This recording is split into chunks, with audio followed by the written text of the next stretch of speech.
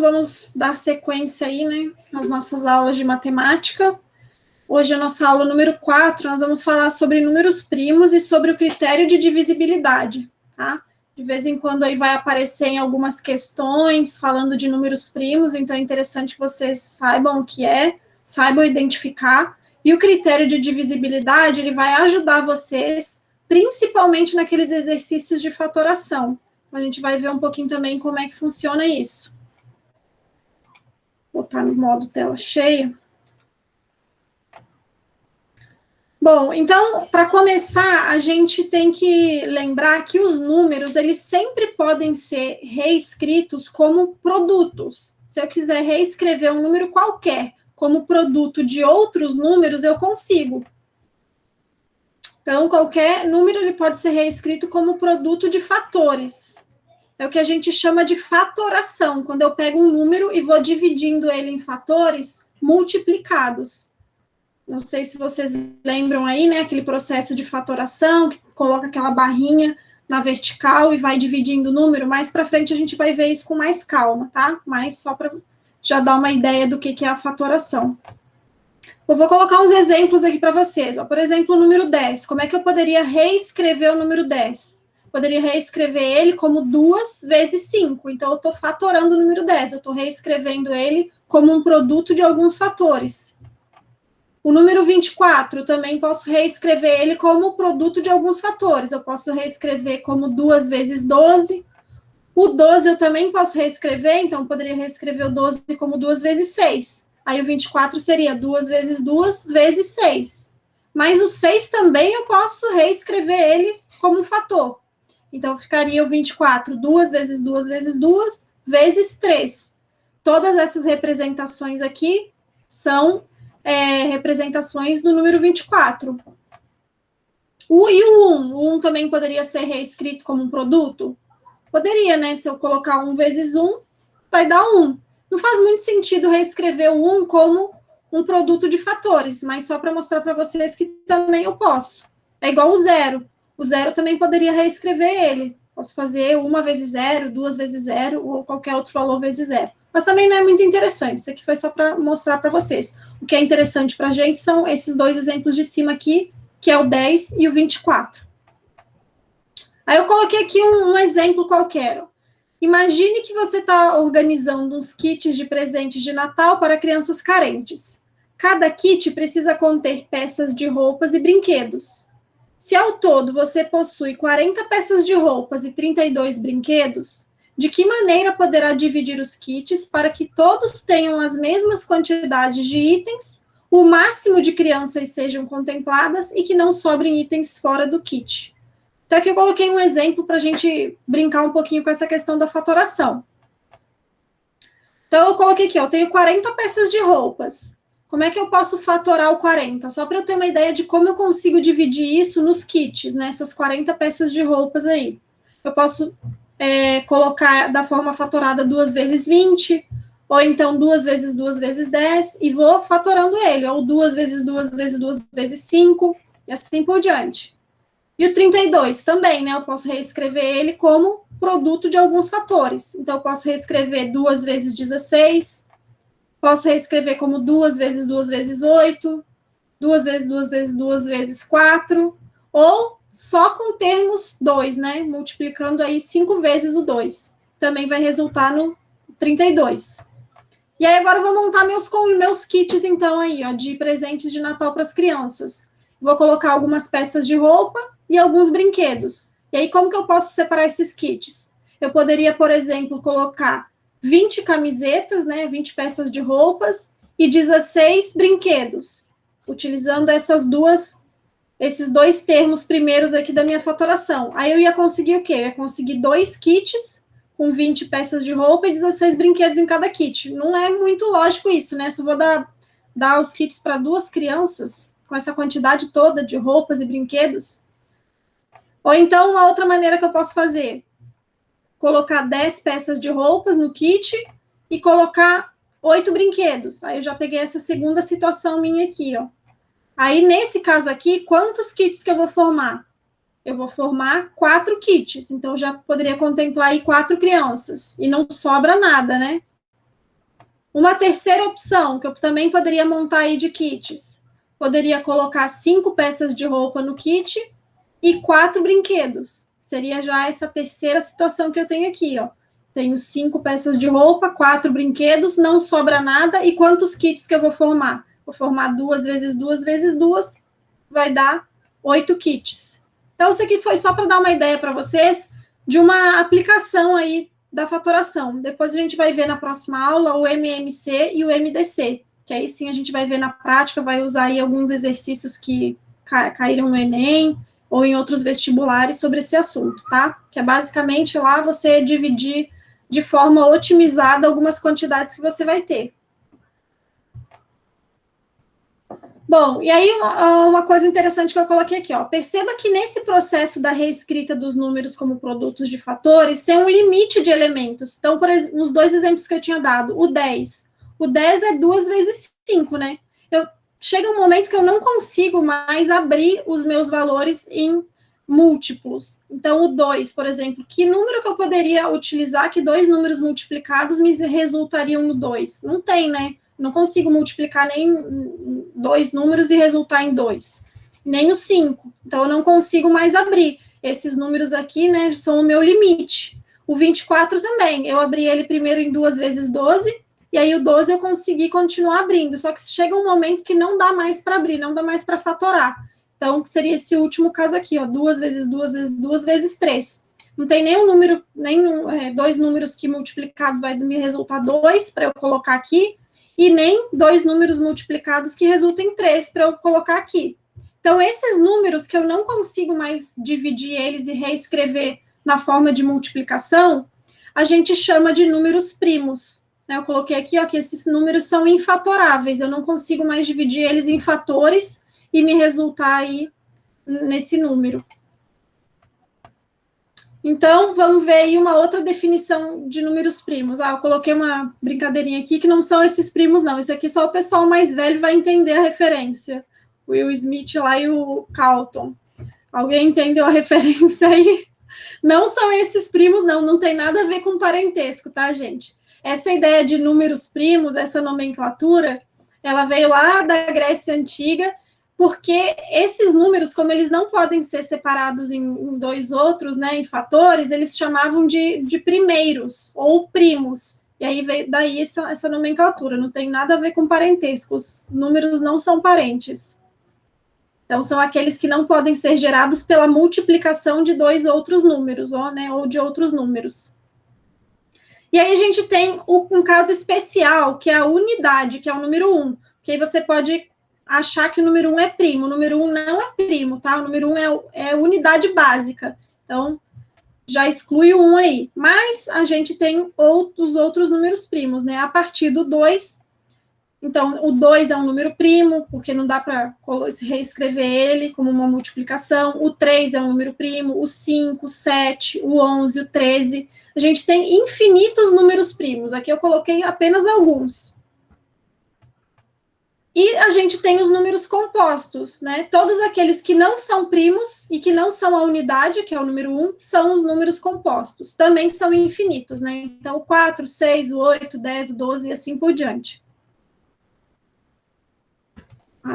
Aqui eu destaquei também para vocês que o número 2 é o único número primo que é par, tá? Todos os outros números primos que vão aparecer daí para frente são números ímpares. João Vitor ama essa série, O Maluco no Pedaço, eu também via bastante quando eu era mais jovem, há muito tempo que eu não vejo. Bom, uma outra maneira aí que aparece bastante para vocês, que às vezes vocês decoram aí, não sabem por quê, não sabem de onde veio, é que os números primos são aqueles em que ele só é divisível por 1 ou por ele mesmo. Acho que essa é a definição mais conhecida, mas eu quis mostrar para vocês de onde que isso surgiu, né, lá da fatoração. Então, nos números primos, ele só é divisível por 1 ou por ele mesmo. Se ele for divisível por qualquer outro número, ele não é um número primo, ele vai ser um número composto. Aqui tem os mesmos números primos aí que eu tinha colocado para vocês.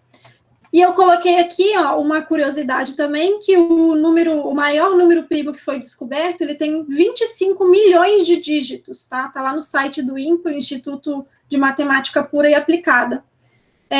Essa pesquisa pelos números primos, ela ainda está acontecendo, então tem alguém nesse exato momento lá tentando descobrir qual é o próximo número primo, né? Então imagina o tamanho desse número, né? Se o último descoberto tem 25 milhões de dígitos.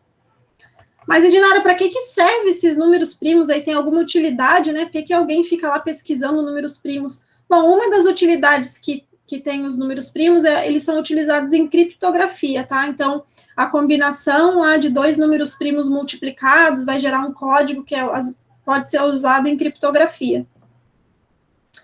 A Laís tem uma pergunta. Professora, como descobrir se o número grande é primo ou não? Só fatorando?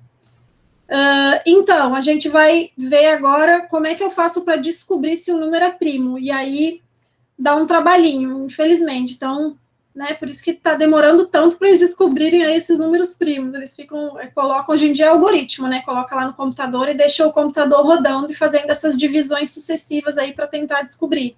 Tem alguns métodos para descobrir número primo. Eu vou mostrar para vocês um aqui, que era justamente o meu próximo slide. Como é que eu vou saber se o número é primo ou não? Então, eu vou, primeiro passo, dividir ele sucessivamente por números primos, né? Que é o caso aí que a Laís está falando, que é fatoração. O resto dessa divisão tem que sempre ser diferente de zero. Então, se eu dividir por um número primo e der o resto zero, é porque não é primo, é composto, ele é divisível.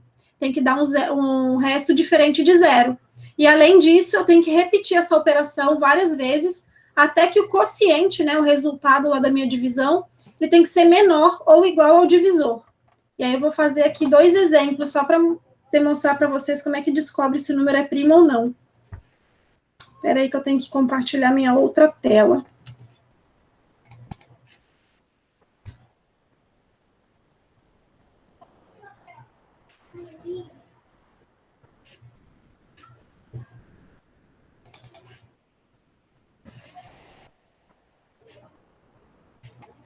Só um minutinho que eu estou abrindo aqui meu aplicativo.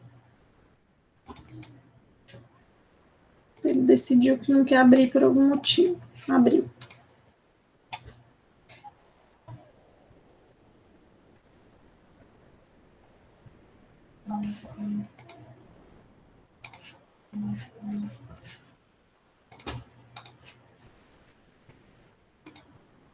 Vou apresentar a outra tela.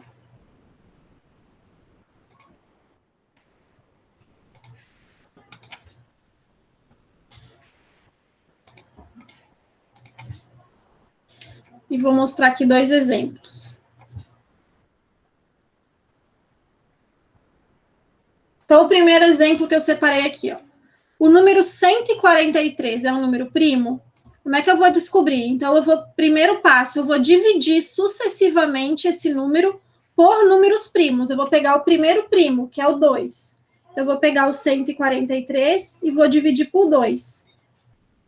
Aí, vou lá, 14 dá por 2? Dá, né? Dá 7, vai dar 14, sobra 0. Vou baixar o 3. 3 dividido por 2 dá 1, que dá 2, e sobra 1. Bom, qual é o critério para eu continuar fazendo as divisões? Primeiro, o resto tem que ser diferente de zero. Se o resto for diferente de zero, tá ok, possivelmente ele é um primo. Então, aqui, a princípio, atendeu. O resto é diferente de zero, atendeu. Porém, o outro critério é que o quociente ele tem que ser menor ou igual ao divisor. Por enquanto, 71 é bem maior do que 2, né? Então, eu tenho que continuar testando esse número. Aí, eu vou dividir agora pelo próximo número primo.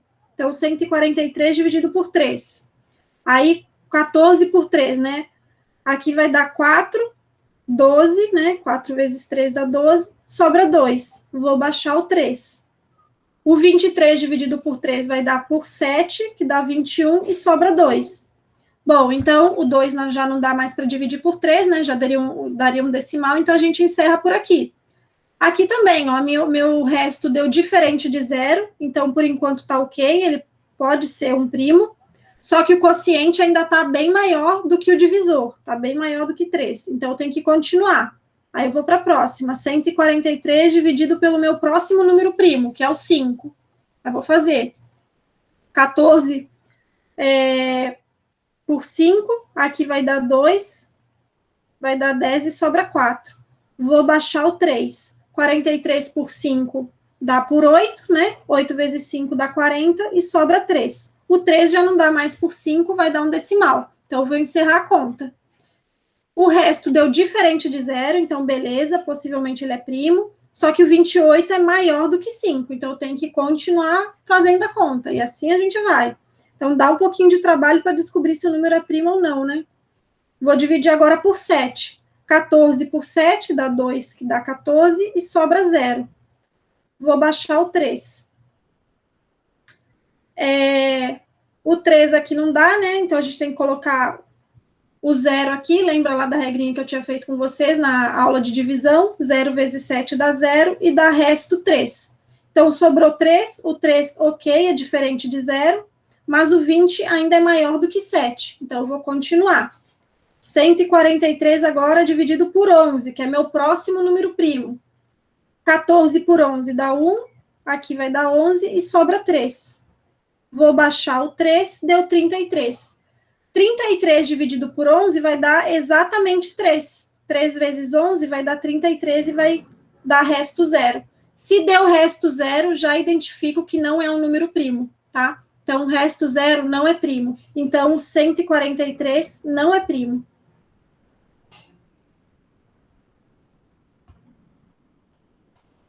Isso é caso vocês queiram identificar se é primo ou não, né? Não é muito comum esse tipo de exercício, mas é bom também vocês terem uma ideia de como dá para descobrir. Vou fazer aqui o outro exemplo, o 127. Tem que fazer a mesma coisa, todo esse mesmo processo. Como é que eu vou descobrir se o 127 é primo? Vou dividir ele por números primos. Vou pegar do primeiro número primo e vou fazendo as divisões. Então, o primeiro primo é o 2. Vou dividir por 2. O 12 aqui dá 6, dá resto 0, baixo 7. 7 por 2 dá 3, que dá 6 e sobra 1. O 1 é diferente de 0, então, beleza, esse critério ele atendeu, mas o 63 é muito maior do que 2, então eu tenho que continuar a divisão. Aí o 127 dividido por 3, que é o próximo primo, dá 2, né? 2... Dá 4 vezes 3, dá exatamente 12. Vou baixar o 7.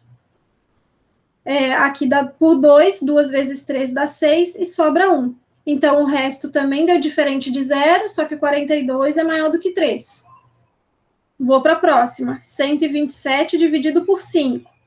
Aqui vai dar por 2, que dá 10, e sobra 2. Vou baixar o 7. O 7 dá 5, que dá 25, e sobra 2. Também deu diferente de 0, porém o 25 é maior do que 5. Então, eu tenho que continuar. 127, agora o próximo primo é o 7. Aqui dá por 1. E vai dar 7. Vai sobrar 5 e vou baixar o 7. 57 por 7 dá por 8, que dá 56 e sobra 1. É diferente de 0, o resto, porém 18 ainda é maior do que 7. Então, vou continuar. 127 agora dividido por 11, que é o meu próximo número primo. Vai dar 1, aqui dá 11 e sobra 1. Vou baixar o 7. 17 dividido por 11 dá 1. Aqui vai dar 11 e sobra 6. O 6 já não dá mais para dividir por 11, então ele é um resto, que é diferente de 0.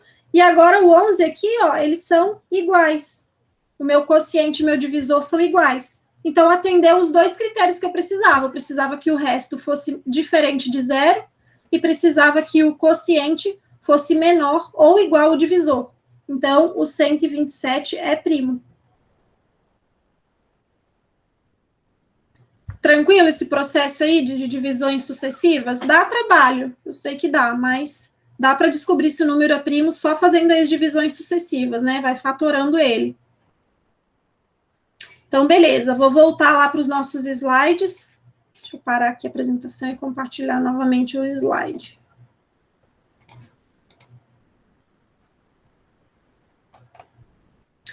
Tem uma outra maneira também de descobrir se um número é primo ou não, que é chamado de crivo de Eratóstenes. Foi esse carinha aqui que né, desenvolveu esse método. Como é que ele funciona? Ele pega lá um intervalo, né, ele quer descobrir se tem algum número primo dentro desse intervalo, e ele começa a eliminar os números que são compostos, né, aqueles que ele sabe que não são primos. Só que para fazer isso, ele usa um método chamado critério da divisibilidade, que é o que eu queria também conversar na aula de hoje com vocês. Então, vamos ver aí como é que funciona esse método aí do critério da divisibilidade. Não sei se vocês já ouviram falar, se alguém já utiliza isso na hora de fazer as divisões, igual eu estava fazendo as divisões agora, tinha algumas ali que eu nem precisava ter feito, né? Só olhando o número eu poderia saber se ele era um número divisível ou não. Então, vamos lá, para que serve? Ele serve para identificar quando um número é divisível por outro número. Lembrando que nessa divisão aqui, né, a gente está interessado no resto zero. Todas essas divisões, eu estou interessada numa divisão onde o resto seja zero, né? Se é um divisor exato. Então, por exemplo, se eu quiser saber se um número é divisível por 2, como é que eu faço? Sempre que o número for par, ele com certeza vai ser divisível por 2 e vai restar zero. Daí eu nem preciso fazer a minha divisão, se o que me interessa é o resto zero, lá na fatoração, né? A gente sempre quer fatorar em números que restem em zero. Então, eu já, só olhando para o número, eu sei se ele vai resultar em resto zero ou não, se ele divide exatamente. Então, por exemplo, 368. Só olhando aqui para o último número, que é o 8, eu sei que ele é um divisor de 2, porque o 8 é par, e todo número que é par, ele é divisível por 2. Já o número 4.560, se eu quisesse saber se ele é ou não divisível por 2, como é que eu faço? Eu olho aqui para o finalzinho, o número aqui é 0, então ele também é um número divisível por 2. Se eu pegar o 437, quiser descobrir se ele é ou não divisível por 2, como é que eu vou fazer? Eu vou verificar se ele é par ou não. O 437 não é um número par, então ele com certeza não é divisível por 2. Então, quando eu for fatorar o 437, eu nem preciso lá fazer a divisão por 2 para verificar se é possível, porque não vai ser possível. Se eu dividir ele por 2, ele não vai me dar um número inteiro. Então, o 437 não é divisível por 2. Isso dá para fazer com qualquer número, esse critério de divisibilidade, tá? Tem vários critérios de divisibilidade. Eu vou usar aqui com vocês os que são os critérios por números primos, porque são os que a gente mais vai usar quando for fazer fatoração. Então, o 2 é o primeiro número primo, o segundo é o 3. Então, como é que eu sei se o número é divisível ou não por 3? Ou seja, se eu pegar um número, dividir ele por 3, ele vai me dar um valor exato e vai sobrar 0. Sempre que o somatório dos algarismos resultar também num divisor de 3. Então, por exemplo, tem um número aqui, 3.471. Como é que eu vou saber se eu consigo dividir ele por 3 sem sobrar nada? É só eu somar todos os algarismos do número, então eu vou somar o 3, mais 4, mais 7, mais 1, vai me resultar no 15. Se o 15 é divisível por 3, então quer dizer que o 3.471 também é divisível por 3. E o 15 né? A gente sabe lá da tabuada do 3, que 3 vezes 5 dá 15. Então, se o 15 é divisível por 3, o 3.471 também é. Então, já me ajudou aí. Se eu tivesse que fatorar o número 3.471, primeiro, eu nem vou tentar dividir ele por 2. Por quê? Porque ele é ímpar. Então, ele não é divisível por 2. Aí eu vou pensar, beleza, por 2, então não adianta fatorar, que não vai dar certo. Vou para o próximo número primo. Qual é o próximo primo? É o 3. Será que dá para dividir por 3? Antes de ficar lá sofrendo, fazendo cálculo, para ver se é divisível ou não por 3, dá para fazer pelo critério de divisibilidade. Então, vou somar todos os termos. Se for divisível por 15, por 3, é porque o número também é divisível por 3. Tranquilo? Se tiverem dúvida aí, vão falando, se eu estiver falando muito rápido também. Um outro exemplo aqui, ó, 12.937. Estou lá fatorando ele, eu quero fatorar esse número, já vi que ele não é fatorável por 2, né? Não dá para dividir por 2, porque ele é um número ímpar. E por 3, será que dá para fatorar por 3? Aí eu vou fazer o mesmo procedimento, eu vou somar todos os algarismos do número, então vou somar lá 1, mais 2, mais 9, mais 3, mais 7. Resultou no número 22. Se o número 22 for divisível por 3, significa que esse número todo aqui também é divisível por 3. Só que o 22 não é, né? Se fosse 21, seria divisível por 3, mas 22 não é. Então, se o 22 não é divisível por 3, esse número todo aqui também não vai ser. Então, nem precisa lá fazer a continha da divisão por 3 para ver quanto que vai resultar, porque não vai dar certo. Vai sobrar algum resto lá ou vai dar um número decimal. E na fatoração, decimal não interessa para a gente, tem que sempre ser números exatos. O próximo número primo que a gente tem depois do 3 é o 5, né? Então, como é que eu sei se um número é ou não divisível por 5? Vão ser todos aqueles números que terminam em 0 ou em 5. Então, exemplo, 12.720. O 12.720, ele termina em 0, então, sim, ele é um número divisível por 5. O divisível por 2 e o divisível por 5 são mais tranquilos, né, de lembrar. Tá? Acredito aí que a maioria de vocês já utiliza essas técnicas. Um outro número, 47.803. Será que se eu dividir ele por 5, ele vai dar um resultado exato e vai sobrar 0? Não, né? Por quê? Porque ele termina em 3. Ele não termina nem em 0, nem em 5. Se a gente lembrar lá da tabuada do 5, também a gente vai lembrar, né? Que sempre vai pulando de 5 em 5, né? Então, é 5, 10, 15, 20. Sempre termina em 5 ou termina em 0. Então, o 47.803 não é divisível por 5. O próximo número aí é o 7, né? O nosso próximo número primo. Então, como é que eu vou saber se o número é ou não divisível por 7? Esse daqui dá um pouquinho mais de trabalho. Então, tem alguns passos que precisam ser seguidos. E tem mais de uma maneira de calcular também o critério de divisibilidade por 7, tá? Eu escolhi esse daqui, mas se vocês forem procurar aí pela internet, vocês vão achar alguns outros. Então, primeiro eu vou calcular o dobro do último algarismo do número, depois eu vou pegar o número que ficou, né, fora o último algarismo, e vou subtrair do dobro do último. E esse resultado, ele tem que ser um divisor de 7. Se o resultado for um divisor de 7, significa que o número também é um divisor de 7. Só que dependendo do tamanho do número, se eu pegar um número muito grande, eu vou ter que fazer esse procedimento várias vezes, né, para eu conseguir descobrir se é ou não um divisor de 7. Então, vou mostrar alguns exemplos aqui para vocês. Então, por exemplo, o 357.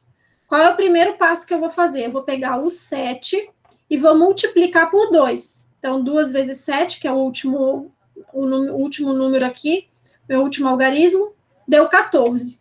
Aí, meu próximo passo vai ser pegar o 35, que é o que sobrou, e subtrair do 14. Eu vou pegar 35 menos 14, deu 21. Se o 21 for um número divisível por 7, então quer dizer que o 357 também é. E o 21 a gente sabe que 3 vezes 7 vai dar 21. Então, o 21 ele dá para dividir por 7 e vai dar 3. Então, como o 21 é divisível por 7, o 357 também é.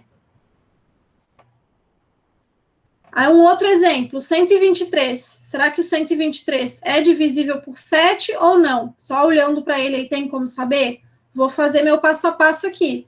Então, o primeiro passo, vou pegar o último algarismo e vou multiplicar por 2. Vai dar 6. Aí, agora, o que eu vou fazer? Vou pegar o que sobrou, que é o 12, e vou subtrair de 6. Então, 12 menos 6 resulta 6.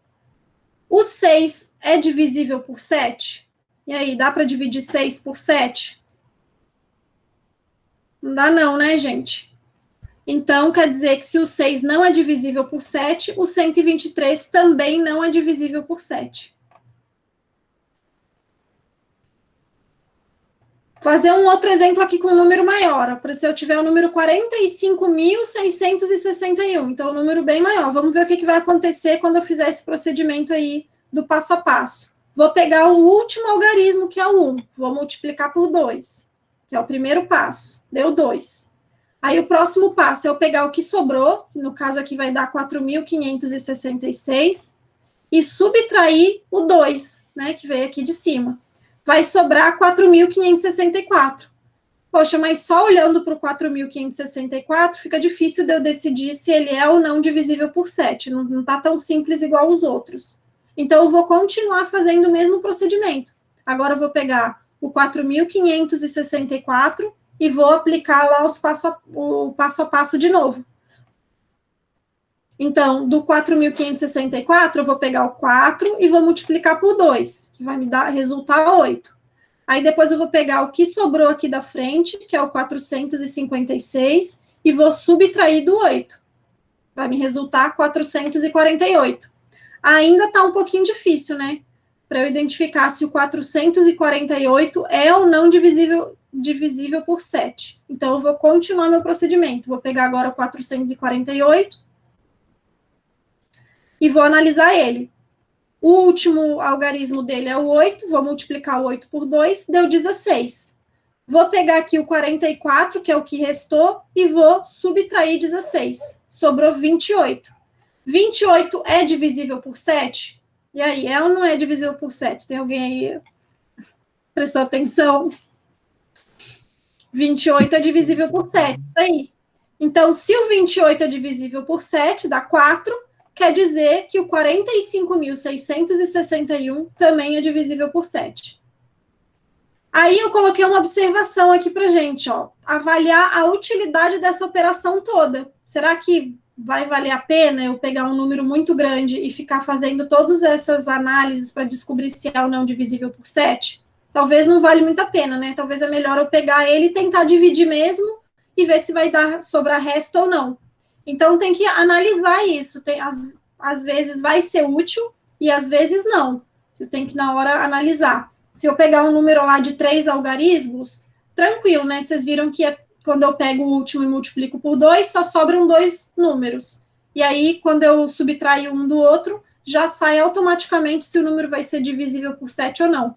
Quando passa de 3 algarismos, você já vai ter que aumentar o número de cálculos que você vai ter que fazer para fazer essa análise. Aí já vai dando mais trabalho, talvez nem valha a pena. Então, para números menores, pode usar aí o critério de divisibilidade por 7, que acho que vale a pena. Quando o número cresce demais, tenta dividir mesmo, pega ele ali, 45.661, e tenta dividir por 7. Se não der, é porque ele, né, não é um divisível por 7. Beleza? E aí vamos voltar lá no crivo de Eratóstenes, então, que foi de onde a gente começou a falar aí sobre esse critério de divisibilidade, né? Que o crivo de Eratóstenes, ele usa para saber se um número é primo ou não dentro de um dado intervalo. E aí o que ele faz? Ele vai eliminando os números que ele sabe que são compostos, só olhando para o número, utilizando lá o critério da divisibilidade. Então, eu vou pegar aqui um exemplo, ó, do número 1 ao número 100, se eu quisesse descobrir quais são os números primos que tem aí no meio, desde o número 1 até o 100. Uma das maneiras que a gente pode fazer é utilizar aí o crivo de Eratóstenes, né, para não ficar fazendo aquela sequência de divisões igual a Laís perguntou ali, se eu só fatorando que eu ia descobrir se o número era primo ou não. Então, vamos lá, vamos começar com o crivo. Primeiro, eu vou excluir a unidade, né? O 1 eu sei que é unidade, não é número primo, não é número composto, é minha unidade. Aí, o próximo passo é excluir todos os números que são divisíveis por 2. Os números que são divisíveis por 2, conforme a gente acabou de ver aí no critério, são todos aqueles números que são pares. Então, eu peguei todos os pares, ó, e já deletei, né? Não passou no crivo. Próximo passo, vou pegar e vou excluir todos os números que são divisíveis por 3. E aí a gente pode agora aplicar o critério da divisibilidade. Por exemplo, sei lá, o 99. Como é que eu sei se o 99 é ou não divisível por 3 só olhando para ele? Se eu somar o 9 mais 9, vai dar 18, e 18 eu sei que é divisível por 3, então o 99 também vai ser divisível por 3. Tá? Assim como dá para fazer isso com 69, com 75, todos esses aqui que eu grifei de azul são os números que são divisíveis por 3, e a gente pode aí usar o critério da divisibilidade para descobrir. Beleza? Continuando, então, os próximos ele vai tirar, né, excluir todos os números que são divisíveis por 5. Então, são todos aqueles que terminam ou em 0 ou em 5. Os que terminam em 0 eu já tinha retirado, né? Porque todos que terminam em 0 são pares, portanto, eles são divisíveis por 2. Sobraram alguns aqui, ó, que terminam em 5. O último algarismo era 5. Então, todos esses também vou tirar aqui, não passaram no crivo. Diminuiu bastante aqui a quantidade de números que eu tenho, né? E, por fim, eu vou fazer aqui, vou retirar todos os números que são divisíveis por 7. E aí eu posso fazer lá o meu método também do critério de divisibilidade por 7. Aqui eu tenho só 2 algarismos nos meus números, fica bem tranquilo de fazer. Então, eu vou acabar deletando o 91, que vai ser divisível por 7, o 77 e também o 49. E aí, resultaram aqui, ó, só os números que são primos, desde o 1 até o 100. Então, pelo crivo de Eratóstenes, fica bem mais simples de verificar quais são os números primos, né? Mas também, se aumentar muito o intervalo, né, se for um intervalo de números muito grandes, aí também começa a ficar mais complicado.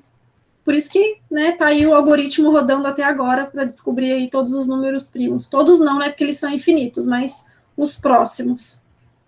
Bom, coloquei aqui um resumo que dá para visualizar melhor, porque no meu ali, os tracinhos acabam atrapalhando a gente de visualizar. Então, do 1 ao 100, ó, os números primos que eu tenho, que são o que mesmo? Aqueles números que só são divisíveis por 1 ou por ele mesmo, e dá um resto 0. Então, eu tenho 2, o 3, o 5, o 7, 11, 13, 17, 19 e assim por diante. Tranquilo? Beleza? Aí eu botei aqui calma, né? Deve ter alguém se perguntando, poxa, Dinara, mas para que a gente vai usar isso, né? Eu vou ter que saber quais os números primos do 1 ao 100. Para que eu vou ter que saber esse critério de divisibilidade? Eu coloquei aqui que isso também vai ser muito útil depois, quando a gente for fazer os cálculos que envolvam fatoração. Igual eu falei para vocês, essa aula de hoje é uma aula introdutória para o assunto da aula que vem, que é MMC e MDC. E aí a gente vai trabalhar muito com fatoração, que é o quê? É pegar um número e reescrever ele como um produto de fatores. E aí, nesse momento que eu vou estar fatorando os números, se eu souber usar o critério da divisibilidade, vai me ajudar bastante.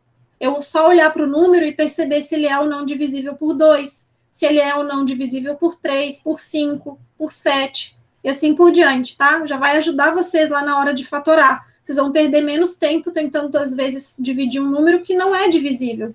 Você vai, né, perde lá um tempo de cálculo, e tempo a gente sabe que não é nem não tem.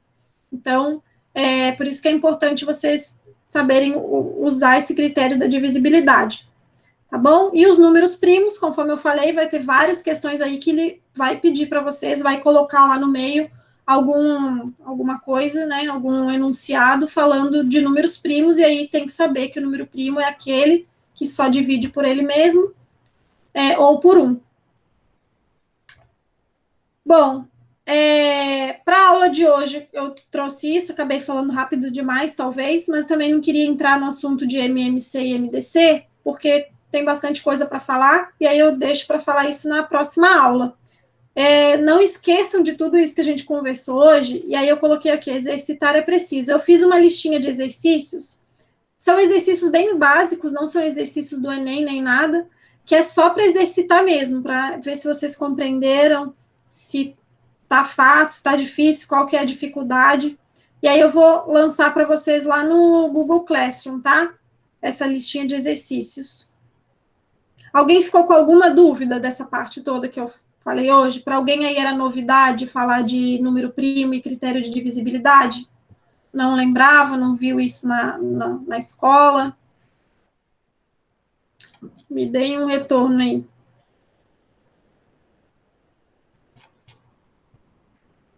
Tá tudo bem?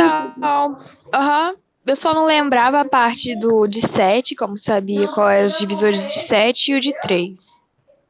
Entendi. Beleza, então tá bom.